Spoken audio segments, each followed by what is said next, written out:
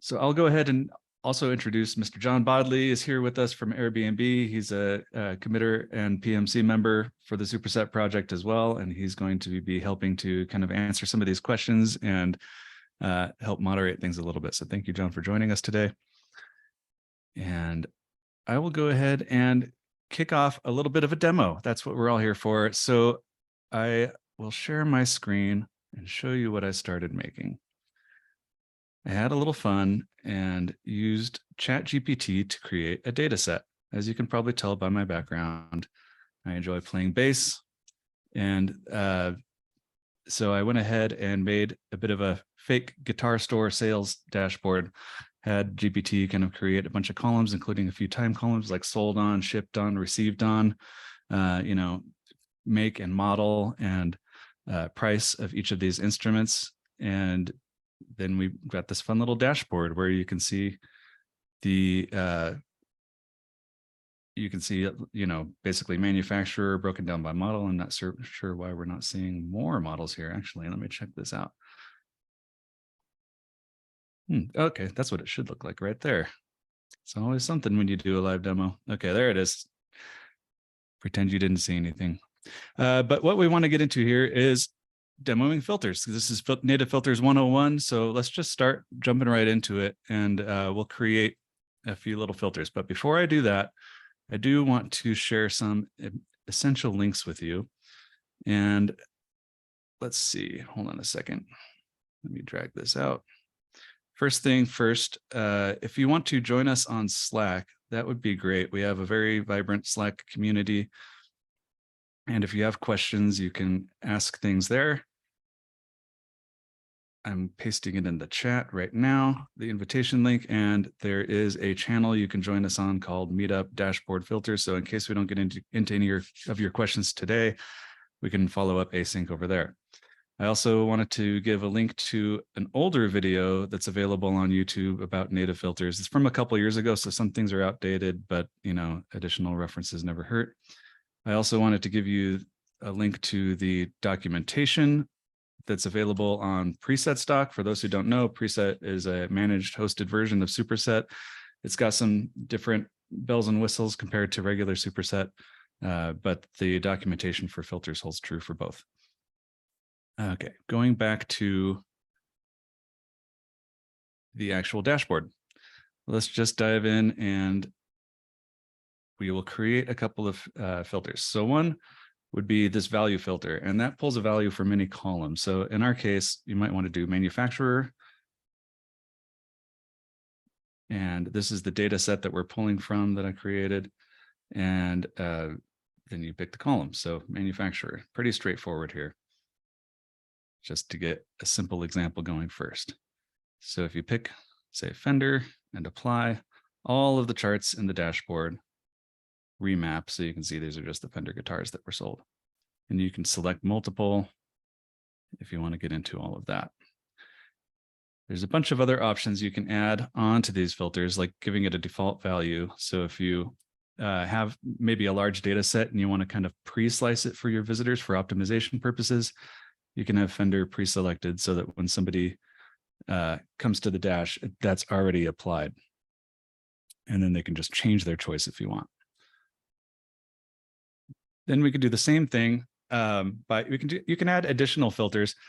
Let's add one more, and we're going to do model. Model, there you are. Except we're going to do something a little different this time. We're going to make this a dependent filter.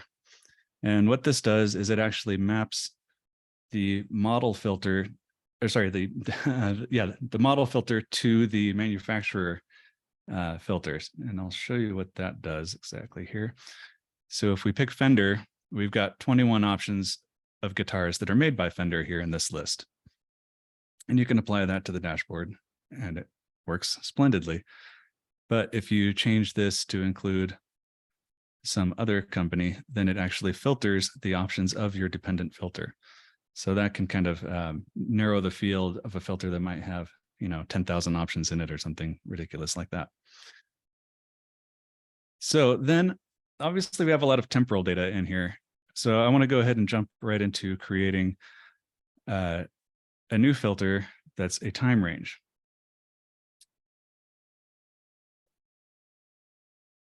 And I'll just generically call it time range because we're not specialized quite yet. And for those who haven't messed with it, there's this time and date picker overlay that gets a little intricate. That's kind of because it does everything. And it's hard to make a UI surface that does everything and also keep it simple. But for expediency's sake, I'll cover a couple of the options here. One is I like to use last, and you can say last week.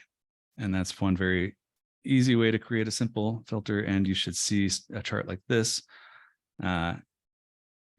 simplify quite a bit. And if I get rid of that filter, let's get a little more data in there. There we go.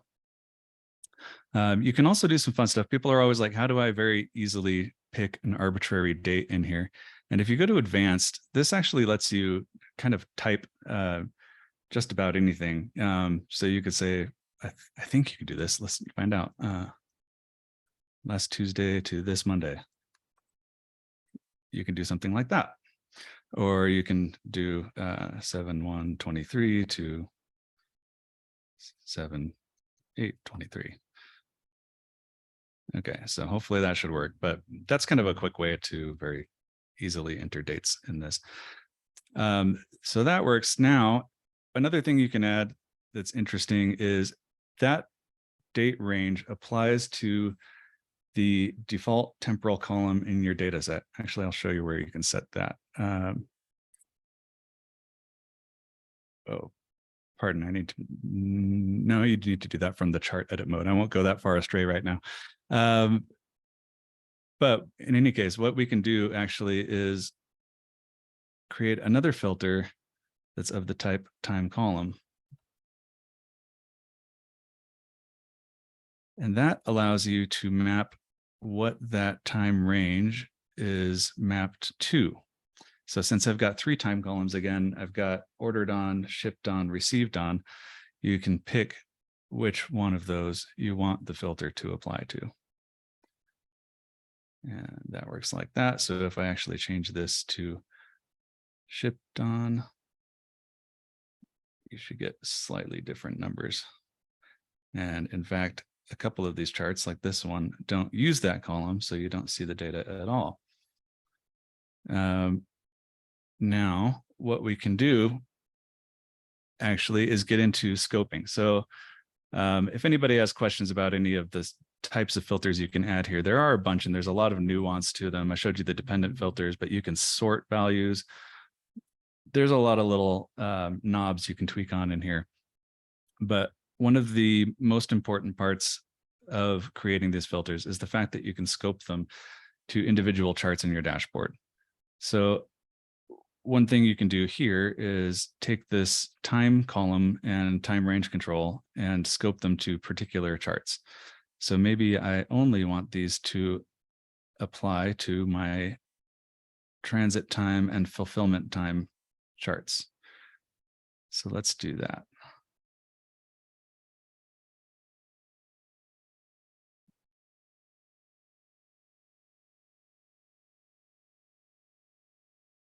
Okay, I should have set a default value on this. That would have saved me some time.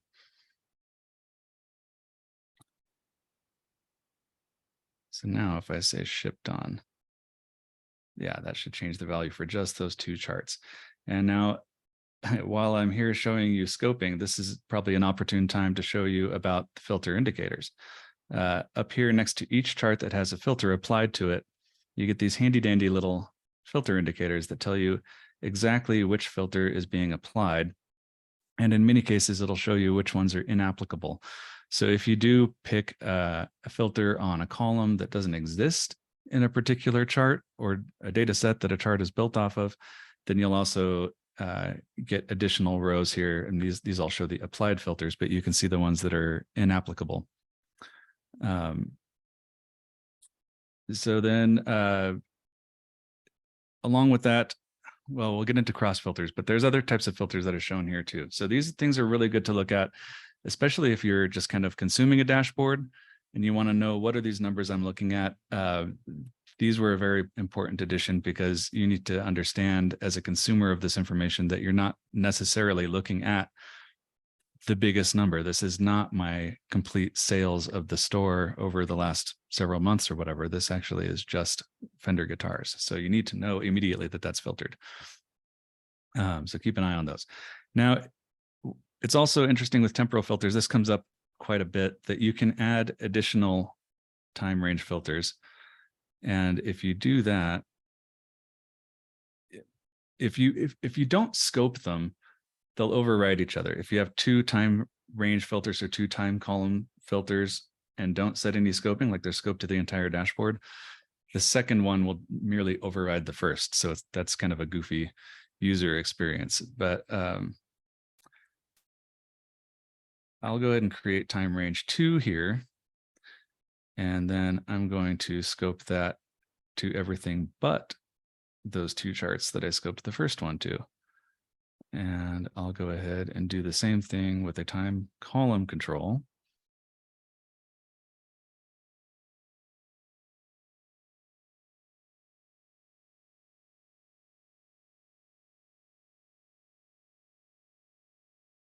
And now, when I go ahead and set a filter,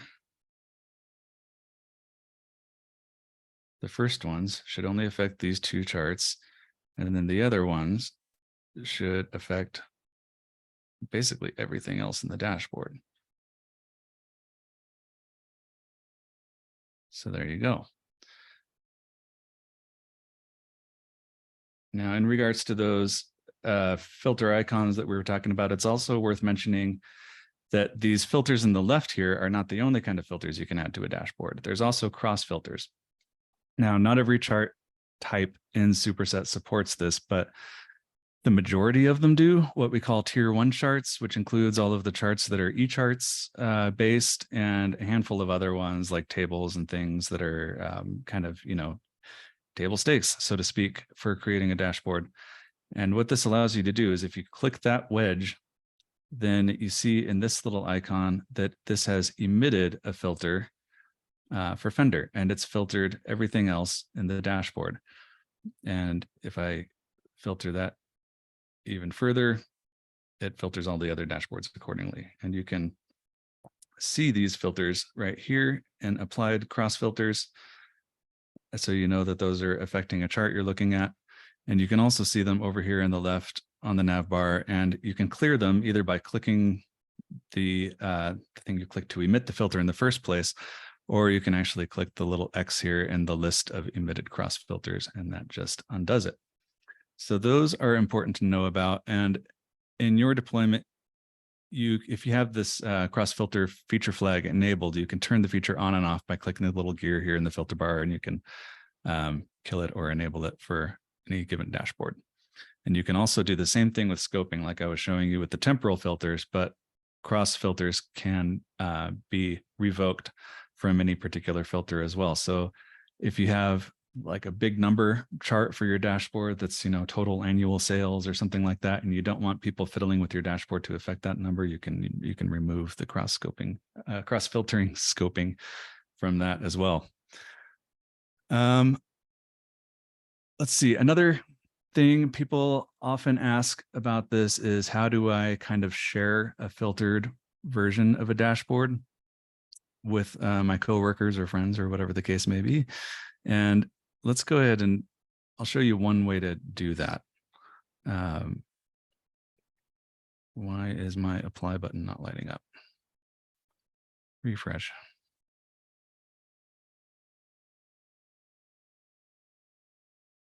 Okay, there we go. So I've got a couple of filters on here. Super cool. Now I will go over here, and if you go to the share area, you can actually share a permalink.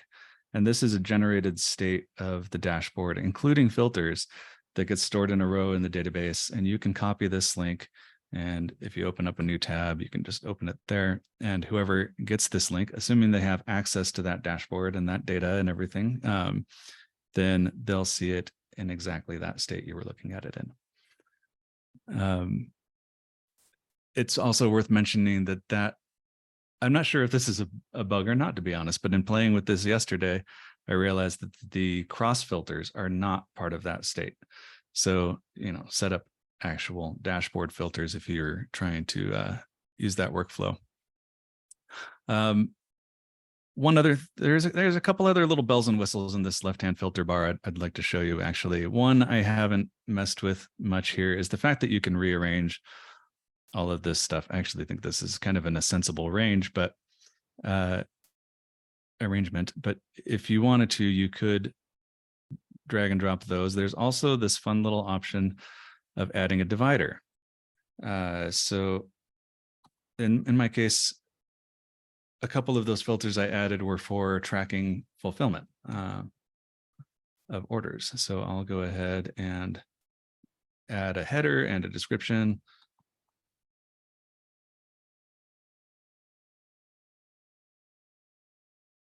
Okay, and then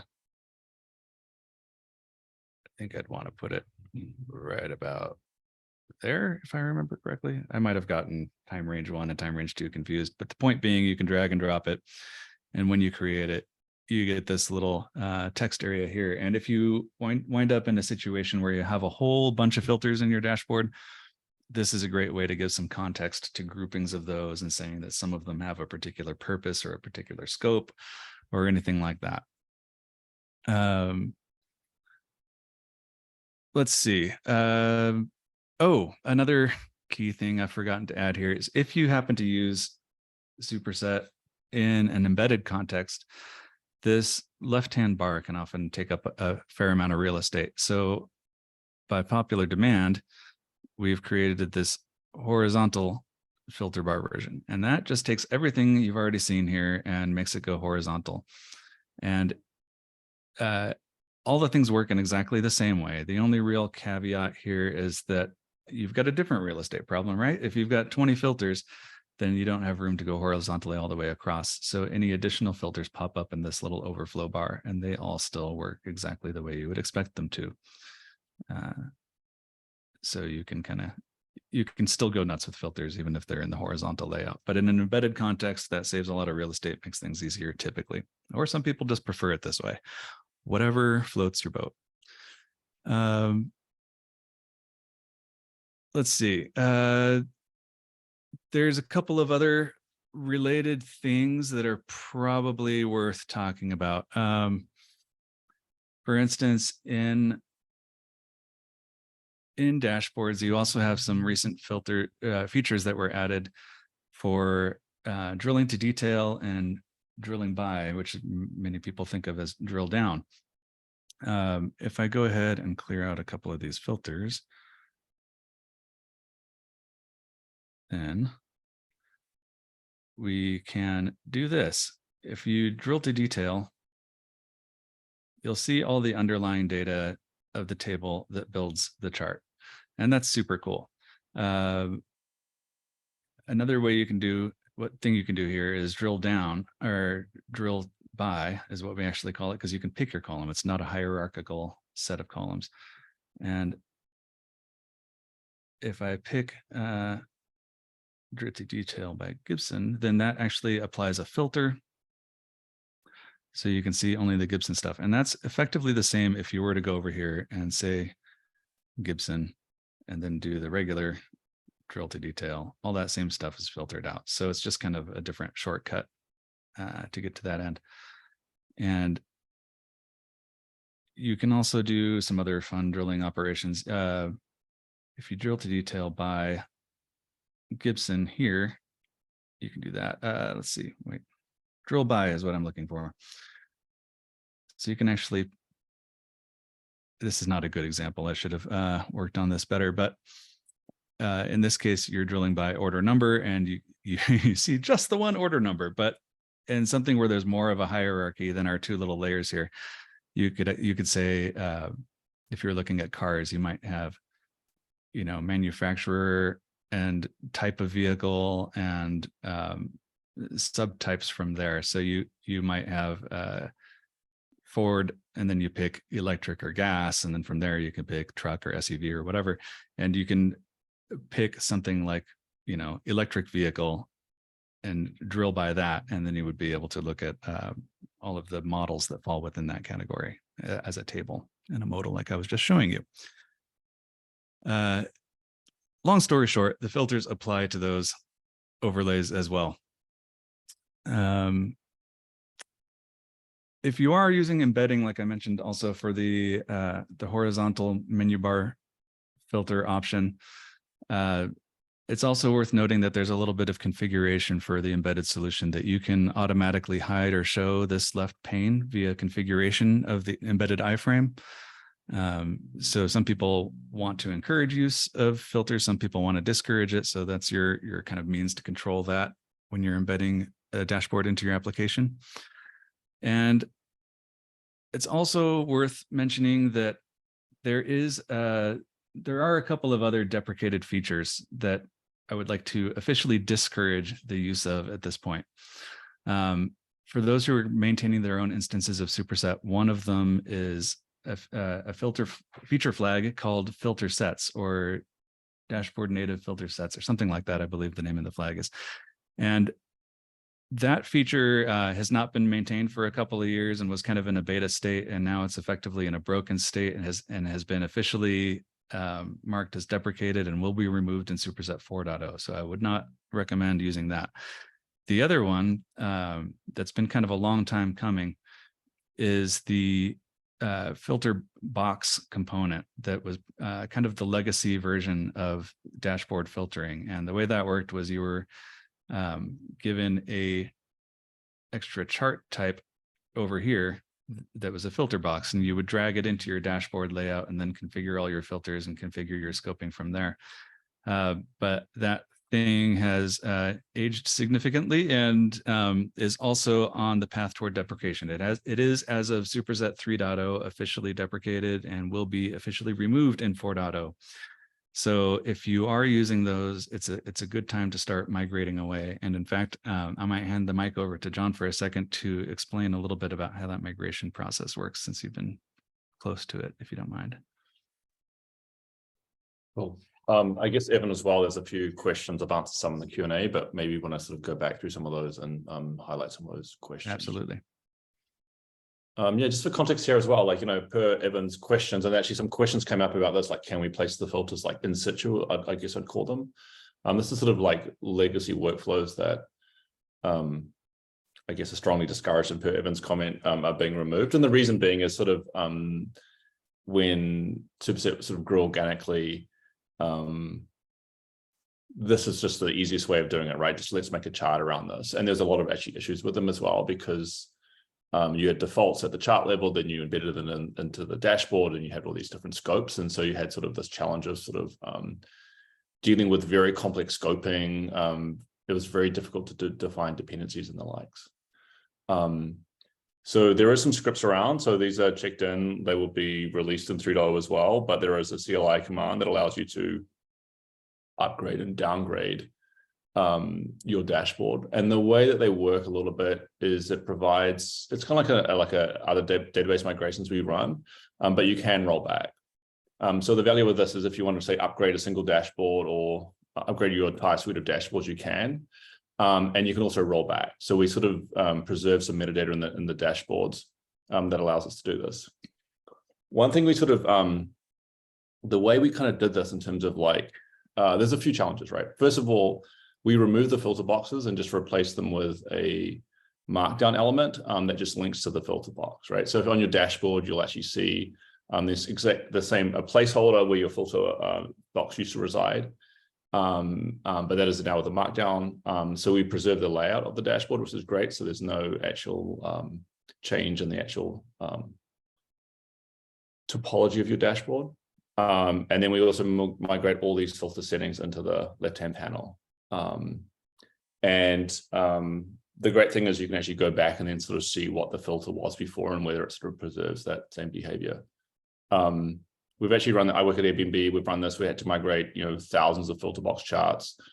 This is a fairly successful migration. There are challenges, right? Because I think where you define a dashboard, if you design a dashboard with in situ filters, that may look very differently than how you design it with all the filters residing in the left-hand panel. you may actually acknowledge that you've got lots of duplicate filters. So there's actually work that needs to be done by the dashboard producers to actually sort of clean this up. And I guess what I'm saying is designing a dashboard with in-situ filters may look very differently than how you design it with this new native filter configuration. But yeah, so this is pretty much a simple CLI script. You can run it. You can kind of run the upgrade and then let it soak in your installation for a period of time. And then once everything's good, you can kind of run a final cleanup command that'll go through and actually delete all those filter box charts that are associated with your dashboards. It'll actually remove all the temporary metadata in your dashboards as well. So it should be a fairly clean exercise. I think that the trick, not the trick, but you should communicate this to your users as well. There's a lot of things around, preparing them for this, making them aware of what's coming up, maybe putting this in a staging environment so they can see what their dashboards will look like post-migration. But yeah, that's something that that various institutions will have to deal with in terms of comms and the likes. Indeed. Thanks for that. And yeah, I do see there are a bunch of questions and some of them got answered. So thank you, John, for handling those as well. A couple I'll answer live. One said, somebody said, exporting and importing again, the dashboard with cross filters does not preserve the scopes. I assume you mean the scopes of the cross filters. And I think both the scoping and the values selected for cross filters are typically deemed kind of an in situ consumer experience rather than dashboard author experience. This is my interpretation of this. In fact, this would be an interesting Slack thread to start on that that channel I mentioned. That's Meetup Dashboard Filters, I think it's called, on Slack. If you need the Slack link again, let me know. But I'd actually like to rope in some more people on that discussion and see which things were really a design decision and which things I'm making a bold assumption on by saying that. But I think, yeah, cross filters are kind of for you. They're personal. They're not really part of the exported thing that you'd want to share for somebody else to consume. Then we've got another question about, let's see, where was it? Oh yeah, when we do clear all in the filter column, the default selected option also gets cleared. Why is that? And I think this is two things. It's a simplification that is based on a design decision. So if you have a filter that you want to have a default value on, and then there's the clear all button to clear all of the selected values. I think this, again, this is a bit of a suspicion about a design choice. So feel free to start a thread and we can rope more people into this conversation. But most people, when they say clear all, will want to actually clear all values and go back to the full breadth of the data and see everything. If you want to provide people a choice of that, then we'd have to add probably an extra control to the filter definition itself. That's like a little checkbox saying, clear all leaves the default choice remaining, or even goofier would have be having kind of a clear all and clear all but default button, which is just kind of a real estate and simplicity problem. So I think clear all, actually clearing all, is just kind of assumed to be a default behavior, but it's also worth noting that if you do clear all, you still have to hit apply. So maybe hitting clear all and then reapplying the baseline filter is not too much of an ask, but there's probably ways to improve this that we can consider for a design improvement. And if you want to talk about that, then typically either a Slack thread or an ideas thread on GitHub discussions are a good way to kind of get some people talking about that. Let's see.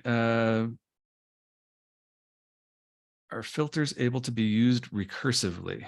I'm not quite sure what that means. If you want to clarify a little bit, the dependent filters are kind of, I think, what you're asking about, where you can say, you could have kind of almost hierarchical filter. So you could filter by country and by state and by city and by neighborhood or whatever. So you're kind of narrowing the path of choice as you go along. If you mean recursively, like having a filter that depends on itself in some way, I'm not sure what the use case would be, but I'd be interested to hear that. Looks like John's typing an answer. Yeah, so hopefully he's got something. Feel free to talk, John, if you want. Yeah, I mean, I think what Evan said was correct. Like we do hierarchical filters, and they're quite useful as well. There's actually a lot of other stuff as well in the filters with like setting defaults and pre-filters and the sort of conditional filtering as well. So like there's a lot more configuration logic that can reside there, which I think answers a lot of the questions that were sort of asked previously as well. So yeah, there's a lot more to that sort of filter control panel that Evan showed. Yeah. Someone's asking if there's any way to enable or disable filters directly on the dashboard by the user, and that it depends on the user's permissions. There's a lot of permissioning that goes into all of this, but the answer is essentially yes. You can configure it so that dashboard viewers are able to add their own filters. It doesn't have to be related to the owner or author of the dashboard. And I don't know off the top of my mind exactly all the granular permissions that takes. So again, that would be a fantastic Slack thread if you want to give me some time to look up those granular details and get back to you.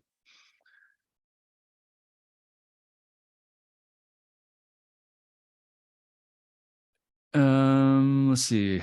There's a few questions that don't actually pertain necessarily to dashboard filtering. So forgive me, I'm not going to go into side missions, but if you want to hit me up on Slack directly, I'd be happy to kind of point you in the right direction to the proper channel or person or answer whatever I can do. Let's see.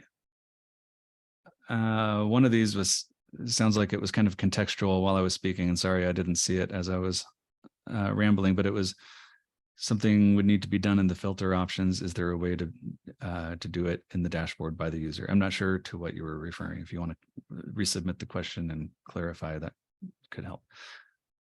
How to add multiple values for big numbers chart. I'm not exactly sure quite what that means. Like if you want to display multiple numbers, I would just use two big number charts. If you want to add multiple filter values that are scoped to a big number chart, that's no problem whatsoever. In the example I was doing, you could have a big number chart that's displaying total sales, and you could apply a filter for Fender and a filter for Gibson and a filter for Ivan as you could select multiple, and that would apply to the singular big number chart. Let's see.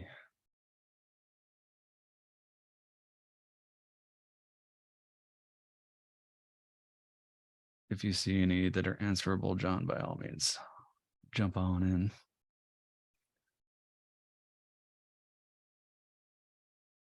Okay. Somebody's asking, would a filter work on two charts using two different data sets and having the same column but different data type? I'm not sure I want to bet the farm on this, but I'm 97.5% confident that it's all based on the series name, because it goes into a where clause. Essentially, when you apply a filter, it's like where, this column equals some value or greater than some value or whatever. So it's based on series name. So if those two different data sets happen to have the same column name, I think the filter would apply to both equally, even if they're different data types potentially. The data type question is an interesting wrinkle. I would think it would work that way, but I'm not 100% sure. Try it and find out and let me know. Let's see.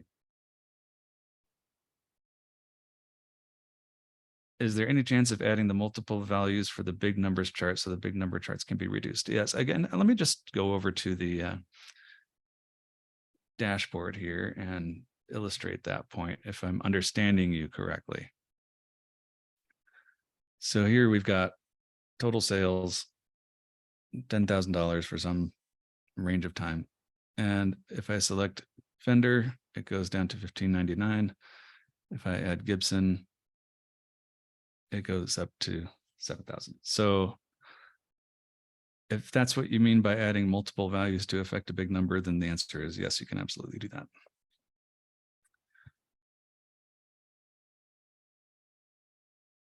Let's see.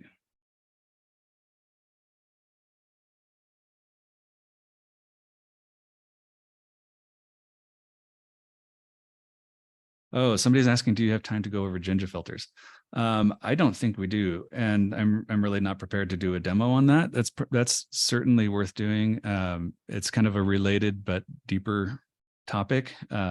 This being, dashboard filters 101. We're trying to keep this simpler, but yeah, we should totally do a 102 and get into the Jinja filter thing. There are a couple of really great videos on YouTube that go into this from prior webinars. If you want to Google those, or remind me on the Slack channel, and I can absolutely dig up those links on your behalf. And then, yeah, I'll try to get that on the calendar.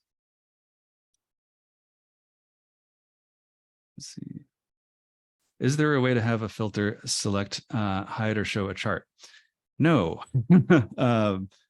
Basically, what happens is if you apply a filter, you could filter away the data to where the display of it is empty, but you can't actually make the chart disappear completely. But interestingly, it seems like an increasing number of people have kind of been asking for this, to have sort of a dynamic dashboard where charts can be hidden or shown based on filters. So maybe something like if you selected a time column, in this case, maybe all of the charts that don't have that time column kind of disappear because they're not contextually relevant. I think it's an interesting feature idea. I don't know how deep the rabbit hole goes on implementing that, but that's another one where it would be great to post a GitHub discussion ideas thread and just see if it resonates with other people, and see if you can come to a kind of a design decision around that. That would be a big enough change that would probably require a SIP or a superset improvement proposal to make it a little more official and get consensus around it. But it's not crazy talk.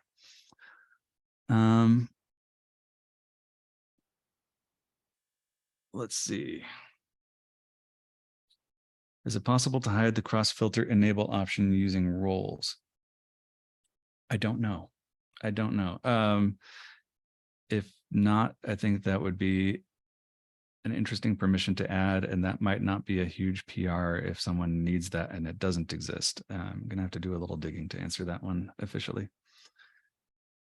How can you add color to a particular row in the dashboard layout, not in the table row? So if you mean like actually styling the dashboard, like the layout, so a row of charts can have a background or a font treatment or whatever else, there is another blog post that I will attempt to link you to. Hold on, why is my browser acting goofy here?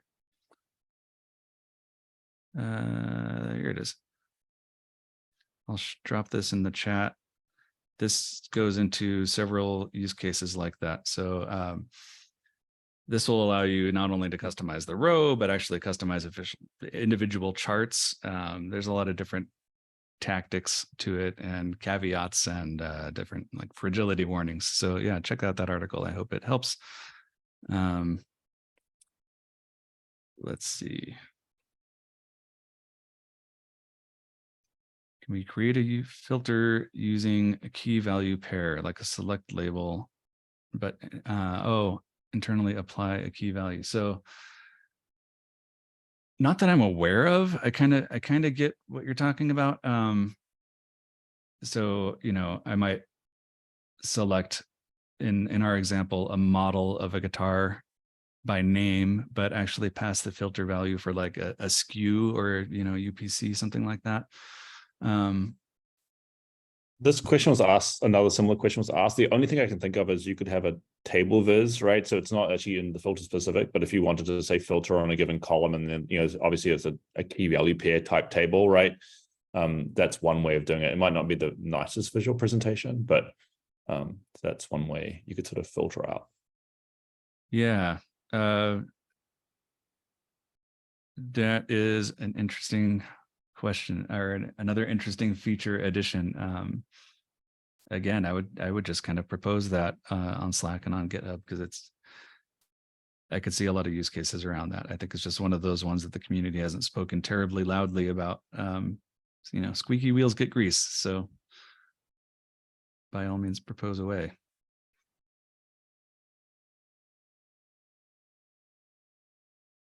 Yeah, I mean, I think it's, by the way, I think it's worth pointing out as well, like this is not complete, right? I think there's a lot of work we can still do to improve native filters. Evan demoed the divider, which is fine for some contexts, but when you start getting numerous, starting lots of tabs, lots of filters, these things don't really work that great, and we should really have filter groups, right? So that's probably a feature that we want to add in at some stage. And so I think there's still a lot of room for polish on all the stuff. Same with cross filters too, right? There's like different filter configurations. The way that scopes are defined is slightly different as well. So I think this is a step forward from where we were previously. I don't think it's the end state, and I think we're always looking for improvements as well.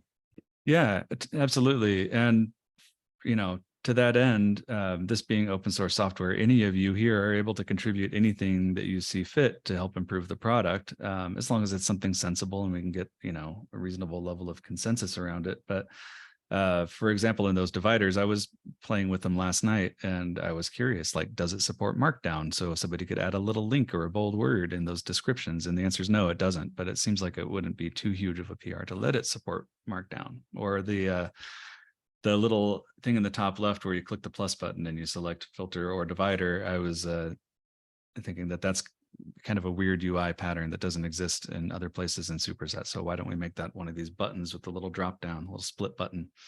And I started toying with that last night. I didn't finish, but it's an easy improvement somebody can make in a handful of hours. So if you have ideas like that of how to make this product better, don't just propose them and ask for them, but you're by all means welcome to join the party and contribute. And some of us that are contributors can certainly help review them or help you test them or kind of unblock you in whatever technical means are needed.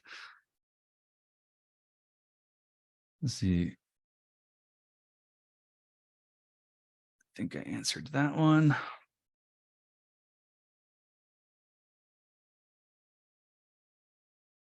Okay, it happens that more demanding queries of data sets beyond a filter item is executed even 4 times at the same time. How do we prevent that? I think, correct me if I'm misinterpreting your question, but it's that chart queries are not kind of deduplicated. So if you have 4 charts and you apply a filter and the filter applies to those 4 charts, then those 4 charts make their query again. That is true. That's just kind of how Superset works. You need to do a lot of optimization at the database layer, and there are some caching optimizations you can make. The other feature that's relevant to that question that we're not talking about today is global async queries. It's another feature flag you can turn on that adds a layer of Redis caching to cache query results, which can go a bit of a ways. I'm not exactly sure how far in terms of kind of query deduplication and caching results in case people are turning a filter on and off and on and off, and the database gets hit with the same query over and over. It can de-stress that a little bit. But that's kind of a beta feature, this global async queries thing. So actually, while I'd be excited to see more people turn that on and hear about how it affects these performance issues, it does come with kind of a bit of a beta tag caveat emptor. By the way, a side note to that, there is, if you are trying to query a large data set, let's hypothetically say it's got, you know, millions of records or the likes, or the dimensional value, the cardinality is high, you can do asynchronous querying. So rather than try to fetch the top 1,000 results, which it does, you can have dynamic search on the like. So if you were sort of searching for like, I know a guitar, but it's not great, but if you're searching for a city, say in the US, you know, you started typing like SA or something like that, then we could do a backend query that would actually go and query the data from the actual underlying data set. So there are ways to sort of deal with scale in terms of the underlying cardinality of your data. So all that is kind of configurable in the filter box. I don't know as well, Evan, I don't know if you sort of touched on all those sort of filter settings and even some of the pre-filters as well. I don't know if that's something you want to touch on a little bit more or plan to discuss. The filter sets? Or no, just the filter, just the various sort of like filter settings that exist in the. Oh yeah, sure. There are a few actual deeper things. Let me just reshare my screen. I happen to actually have this open. So if you are looking at something like a value filter, there's a bunch of checkboxes. I kind of glossed over some of this, so apologies if you wanted to get into the nitty-gritty. But you can make it so that a filter is required, and this may actually go a long way toward somebody else is concerned, when you clear all, this would kind of not let you process the query without that filter. So you can make it that it's required to have a value. Also, these values are they're dynamic, right? You're doing a database lookup to get these. So you can sort them, you can search them, you can turn off select multiple. But there was one where you can search some of the values. What was it you were thinking of specifically on, John? I'm trying to remember where this is at. I know there's more. Oh, pre-filter. This is the one you're talking about. There's sorting. So if you wanted to sort by manufacturer or something in alphabetical order, you can do that. I don't know why it's oh, that's sorting by metric. Never mind. Sorry, I'm fumbling here. Yeah, that's good. Like, for example, if you want to say, I think that's true, hypothetically, if you were looking at, say, cities, right, and you wanted to search for cities, you could sort of search by population. So you could kind of control the way in which those come. Okay, so this one, I guess I'm trying to think of a good example here. We've got, the manufacturer filter, but maybe you could filter manufacturers that have a price that's less than some certain amount. I don't know, you could type in an arbitrary value here. So this would only show manufacturers in the list that have a guitar that costs less than $11.99. Yeah, so just to sort of highlight a point about the pre-filters, they actually don't affect the actual dashboard, but they affect how the filters work, right? So I think that's kind of it's a little meta in that regards, but this is really helpful, for example, if, say, your data sets are really large, right? So you don't actually want to query years and years of data to find out what the distinct number of guitar manufacturers are, because they're static in nature. So you may only want to look at a very small time range to find that value, and that'll make your filters more efficient. Furthermore, the encoding of your data may have changed, right? So hypothetically, let's say a manufacturer renamed themselves, or a manufacturer went out of business, or whatever it may be at a certain date, you could exclude that stuff. So if the encoding of your data changed, you can kind of add these pre-filters. And the way they really work is they materialize as SQLs and a where clause. So when you are doing, like, tell me the distinct manufacturers, right? That's fundamentally what it's trying to find from your data. That would then be conditioned on these pre-filters. So they're rather helpful when you are dealing with either a large corpus of data or data that is actually changing in terms of how it's been encoding, or you want to exclude certain things. So that's definitely helpful. But again, these help with the filters, they're not sort of impacting the dashboard per se. They're sort of an indirect. They're a pre-filter that then filters the dashboard. Right. So yeah, after fumbling, these are the only two manufacturers that have a guitar that sells for more than $3,000. So it just limits your options dynamically that way. Then I kind of wanted to fumble around with the, sorting, I think, is fairly self-explanatory, I thought, because you could, I know there's a way that you can sort, in this case, manufacturers alphabetically, but this is actually sorting by metric. So you can, I don't really have a metric per se that I'd want to sort by here. But I guess these are, Fender's the biggest seller, so it's got the most rows in this table, and it's now sorted by that, in case that's useful. Let's see, does anybody else have any of these little control panel? And yeah, just to add to that as well, like, you can define if multiple values are supported. So if you choose, like, filter has default value, if you select that right now, Evan, you can choose one value, right? It's a drop down, like Fender or Gibson, but you can't choose multiple. But if you check can select multiple values, right, that changes to a pull form, and now he can actually type in Gibson, Fender, et cetera, for default values like that.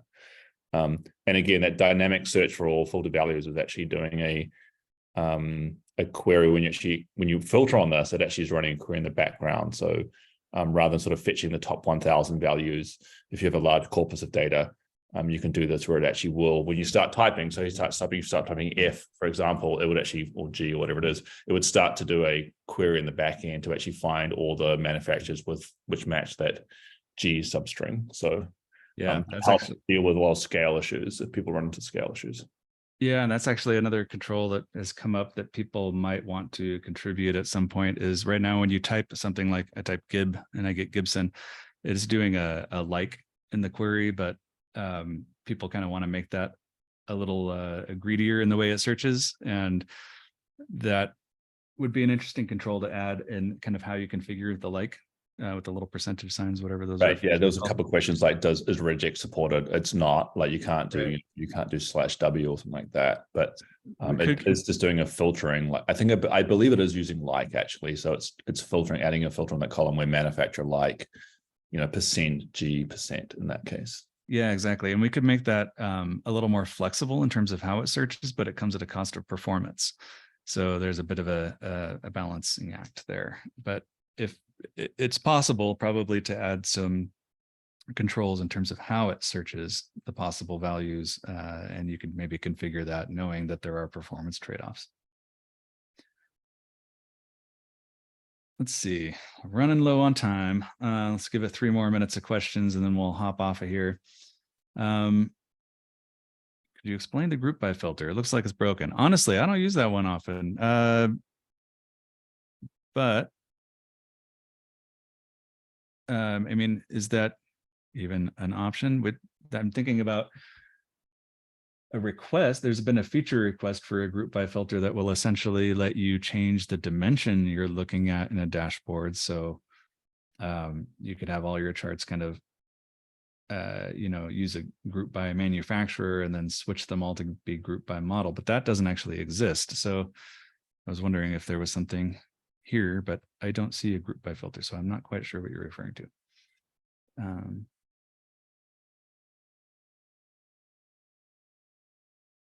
There are group by controls on the individual charts that do exactly that, but it's not something you can switch from the filter pane and at the dashboard layer.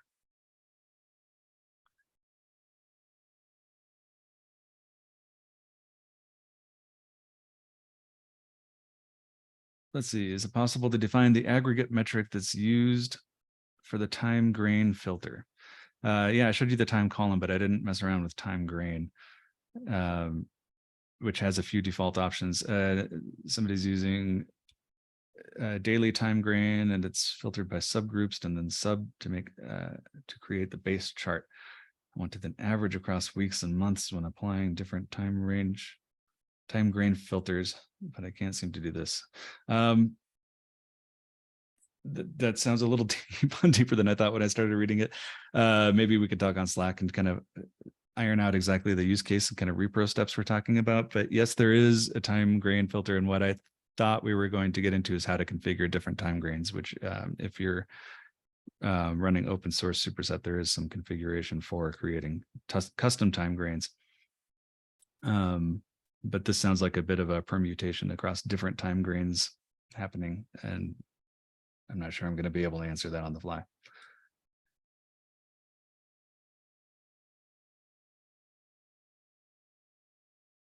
Let's see, can I embed a chart with a predefined set of frozen filter values like with the permanent link share? Not really. You can embed individual charts, but that's actually from the chart area. So you can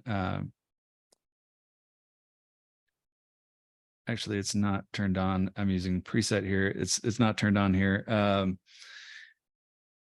So on open source Superset, you can, but it's basically, it actually exposes not just the chart, but also the underlying data. So it's a bit of a weird thing to turn on for some use cases, which is why we don't have it turned on here. But no, you can't use dashboard filters to control an individual chart that you would be embedding. If you want to use dashboard filters, dashboard embedding is the feature for you. And then Right, Evan, do they not persist across the URL and the form data? Is it not passed through when you like? Oh, they do. Yeah. In fact, Yeah, that's something so I meant to that. touch on. That's what this little yellow indicator is right here, is that when you add a filter in the dashboard context and then jump in through the edit button like I just did, then it does apply it here ad hoc. So as an ad hoc filter. So now I'm not sure. I don't have the embed chart thing turned on for the reasons I mentioned, but I'm not sure if that would be included in the embed code. I think not, but somebody can maybe verify that. One other nifty little thing that I did want to show is how I created that dashboard. Not the GPT part. I'm sure you all know how to use GPT at this point, but a little preset feature that doesn't exist on Superset is this upload CSV to database bit. And that is something that Preset added that allows, it's pretty much the first thing you do when you connect to Superset, right? Is you're like, okay, I have a file and I want to see it just to kick the tires on this thing.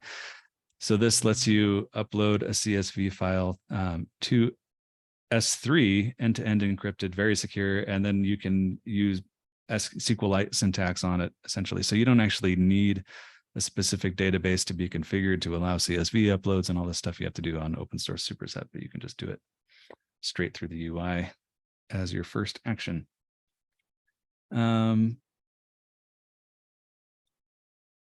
Let's see. Do you see anything else good and answerable, John? I'm kind of seeing a lot of hard questions that we won't have time for here. Yeah, I mean, we've tried to answer a few. There's definitely some of them a little longer to answer.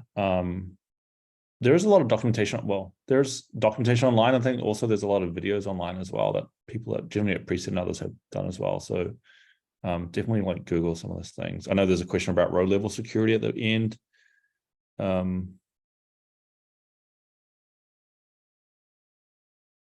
Okay. I'm not too certain that question, but there are these, you can have conditional filters or filters that are dependent on other values as well. So well, I think the question there is there a webinar on row level security? And I think that's actually a worthwhile pursuit. Maybe we can follow up and do one of those in a while and kind of go into some of those use cases and intricacies.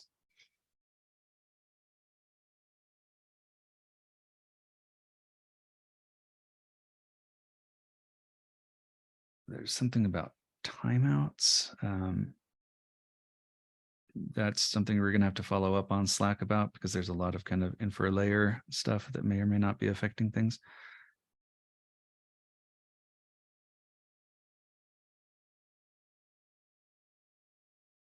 All right, well, we've got only a few seconds left in the hour. I think we're going to call it here. Again, if you want to get more of these questions answered, this here is the, didn't copy it. Copy that link again and paste it to you,